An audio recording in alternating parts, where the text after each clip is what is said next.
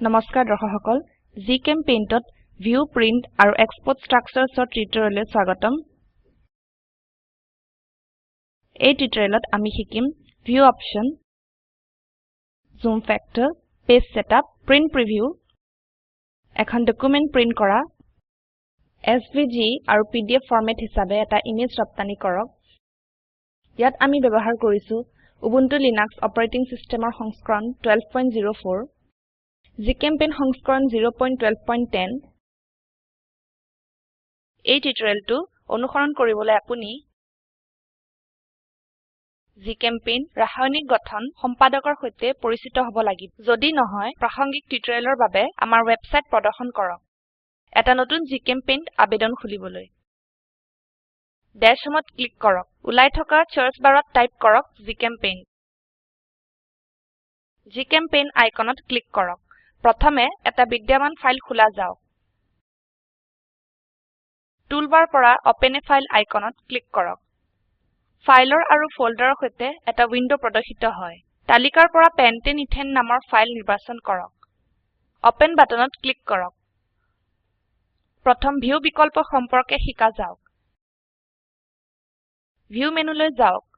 View মেনুত আমাৰ ওচৰত দুটা বিকল্প ফুল স্ক্ৰিন আৰু জুম আছে ইয়াত জুম বিকল্প নিৰ্বাচন কৰক এটা সাব মেনুৱে জুম ফেক্টৰছৰ এটা তালিকা সৈতে প্ৰদৰ্শিত হয় তালিকাখন তললৈ স্ক্ৰল কৰক আৰু নিৰ্বাচন কৰক জুম to %। জুম ফেক্টৰ সৈতে এটা ডায়লগ বক্স প্ৰদৰ্শিত হয় ডিফল্ট জুম ফেক্টৰ মান প্ৰদৰ্শন কৰা হয় ইয়াতে আমাৰ প্ৰয়োজনৰ মতে জুম ফেক্টৰ বৃদ্ধি বা হ্ৰাস কৰিব পাৰিম আপ বা ডাউন এৰো ত্ৰিভুজত ক্লিক কৰক আৰু জুমিং টো চাওক এপ্লাই আৰু তাৰ পিছত OKত ক্লিক কৰক গঠনটো প্ৰয়োগ জুম ফেক্টৰ সৈতে প্ৰদৰ্শিত হ'ব পৰৱৰ্তী চাওক কিভাবে এটা পাথ সেটআপ কৰা হয় ফাইল মেনুলৈ যাওক পেজ সেটআপলৈ নেভিগেট কৰক আৰু ইয়াত ক্লিক কৰক পেজ সেটআপ উইন্ডো প্ৰদৰ্শিত হয় এই উইন্ডোত দুটা ট্যাব আছে পেজ আৰু স্কেল পৃষ্ঠা ট্যাবত পেপাৰ চেণ্টাৰ অন পেজ আৰু ওৰিয়েন্টেশনৰ নিচিনা ক্ষেত্ৰ আছে পেপাৰ ক্ষেত্ৰত আমি কাগজৰ ডিফল্ট আকাৰ সেট কৰিব পাৰিম ইয়াত চেঞ্জ পেপাৰ টাইপ বাটনত ক্লিক কৰো পৃষ্ঠা সেটআপ ডায়লগ বক্স প্ৰদৰ্শিত হয় ইয়াতে তিনিটা অপশন আছে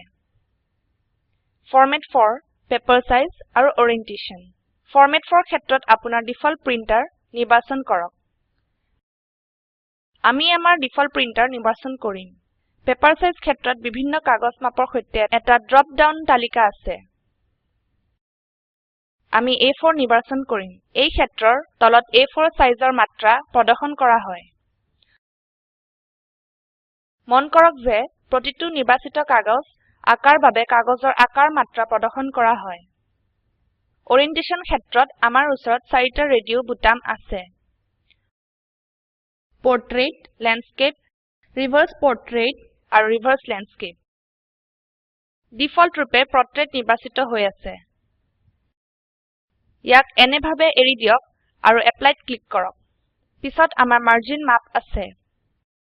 top margin left margin right margin আৰু বটম মাৰ্জিন ইয়াতে আমি প্ৰয়োজনীয় হিচাবে মাৰ্জিন নিয়ন্ত্ৰণ কৰিব পাৰিম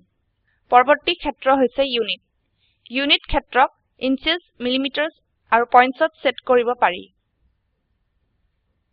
মন কৰক যে যেতিয়া আমি ইউনিট পৰিবৰ্তন কৰো মাৰ্জিন মাপে স্বয়ংক্ৰিয়ভাৱে ইউনিট অনুসাৰে পৰিবৰ্তন হয় চেণ্টাৰ অন পেজ সম্পৰ্কে জনা যাওক ইয়াতে আমাৰ ওচৰত দুটা পৰীক্ষণ বাকচ আছে হৰাইজন্টেলি আৰু ভাৰ্টিকেলি হৰাইজন্টেলি চেক বাকচত ক্লিক কৰক আমি প্ৰিভিউ বাটনত ক্লিক কৰি আমি আমাৰ গঠনৰ প্ৰিভিউ চাব পাৰিম ইয়াতে আমাৰ পূৰ্ব প্ৰিভিউ চাব পাৰি প্ৰিভিউ উইন্ডো বন্ধ কৰা যাওক ওৰিয়েন্টেশন ক্ষেত্ৰত আমাৰ ওচৰত পোৰ্ট্ৰেইট ল্যান্ডস্কেপ ৰিভাৰ্স পোৰ্ট্ৰেইট আৰু ৰিভাৰ্স ল্যান্ডস্কেপৰ বাবে ৰেডিও বুটাম আছে ডিফল্ট ৰূপে পোৰ্ট্ৰেইট নিৰ্বাচিত হয় এতিয়া ল্যান্ডস্কেপ ৰেডিও বাটনত ক্লিক কৰক আৰু তাৰ পিছত প্ৰিভিউ বাটনত ক্লিক কৰক ইয়াতে আমি ল্যান্ডস্কেপ ওৰিয়েন্টেশনৰ প্ৰিভিউ চাব পাৰিম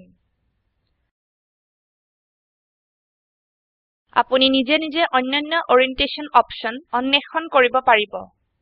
আপুনি যদি প্ৰিন্ট বাটনত ক্লিক কৰে ফাইলটো পৰিবৰ্তনখিনিৰ সৈতে প্ৰিন্ট কৰা হয় প্ৰিন্টিংৰ আগে প্ৰয়োজন হিচাপে আপুনি আপোনাৰ গঠন আকাৰ পৰিবৰ্তন কৰিব পাৰিব ইয়াৰ বাবে আপুনি স্কেল টেবত বিভিন্ন বিকল্প ব্যৱহাৰ কৰিব পাৰিব আপুনি নিজে স্কেল টেব এক্সপ্লোৰ কৰক পেজ সেটআপ উইন্ডো বন্ধ কৰিবলৈ ক্লোজ বাটনত ক্লিক কৰক ইয়াৰ পিছত এটা চিত্ৰ ৰপ্তানি কৰা শিকা যাওক ফাইল মেনুলৈ যাওক সেভ এজ ইমেজ নিৰ্বাচন কৰক সেভ এজ ইমেজ ডায়লগ বাকচ প্ৰদৰ্শিত হয় ফাইল টাইপ ক্ষেত্ৰত ইমেজ বিকল্পৰ এটা তালিকা আছে আপুনি ইমেজবোৰ SVG EPS PDF PNG JPEG হিচাপে ৰপ্তানি কৰিব পাৰিব আৰু অন্যান্য হিচাপে এটা এছভিজি ইমেজ নিৰ্বাচন কৰো পেন্টেন ইথেন হিচাপে ফাইলৰ নাম লিখক সেভ বাটনত ক্লিক কৰক ইয়াতে আমি চাব পাৰো ফাইলটো এটা এছভিজি ইমেজ হিচাপে সংৰক্ষণ হৈছে ইয়াৰ পিছত ইমেজটো পিডিএফ ডকুমেন্ট হিচাপে এক্সপোৰ্ট কৰা যাওক ফাইল মেনুলৈ যাওক সেভ এজ ইমেজ নিৰ্বাচন কৰক save as image dialog box প্ৰদৰ্শিত হয় ফাইল টাইপৰ পৰা পিডিএফ ডকুমেন্ট নিৰ্বাচন কৰক পেন্টেন ইথেন হিচাপে ফাইলৰ নাম লিখক সেভ বাটনত ক্লিক কৰক ইয়াতে আমাৰ ফাইল এটা পিডিএফ ডকুমেন্ট হিচাপে সেভ হোৱা চাব পাৰিব ইয়াৰ সৈতে আমাৰ এটা টিউটোৰিয়েলৰ শেষলৈ আহিলো সংক্ষেপ কৰা যাওক এটা টিউটোৰিয়েলত আমি ভিউ অপশন জুম ফেক্টৰ পৃষ্ঠা সেটআপ প্ৰিন্ট প্ৰিভিউ এখন ডকুমেন্ট প্ৰিন্ট কৰা আৰু এটা চিত্ৰ ৰপ্তানি কৰা সম্পৰ্কে শিকিছো এটা নিয়োগ হিচাপে A5 B5 আৰু JB5 ফৰমেটৰ গঠনটো প্ৰিন্ট কৰক EPS আৰু PNG ফৰমেট হিচাপে ইমেজটো ৰপ্তানি কৰক তলৰ সংযোগত থকা ভিডিওটো চাওক স্পোকেন টিউটোৰিয়েল প্ৰকল্প সাৰাংশ ইয়াতে আছে যদি আপোনাৰ বেণ্ডৱিডথ ভাল নহয় তেতিয়াহলে ইয়াক ডাউনলোড কৰিও চাব পাৰে স্পোকেন টিউটোৰিয়েল প্ৰকল্প দলটিয়ে স্পোকেন টিউটোৰিয়েলৰ সহায়েৰে কৰ্মশালা আদি অনুষ্ঠিত কৰে এটা অনলাইন পৰীক্ষাত উত্তীৰ্ণ হোৱা সকলক প্ৰমাণপত্ৰ প্ৰদান কৰে অধিক তথ্যৰ বাবে লিখক contact@spoken-tutorial.org স্পোকেন টিউটোৰিয়েল প্ৰকল্প টক টু এ টিচাৰ প্ৰকল্পৰ এটা অংগ ই ভাৰত চৰকাৰৰ MHRDৰ ICTৰ মাধ্যমেৰে ৰাষ্ট্ৰীয় শিক্ষা মিছনৰ দ্বাৰা সমৰ্থিত হয়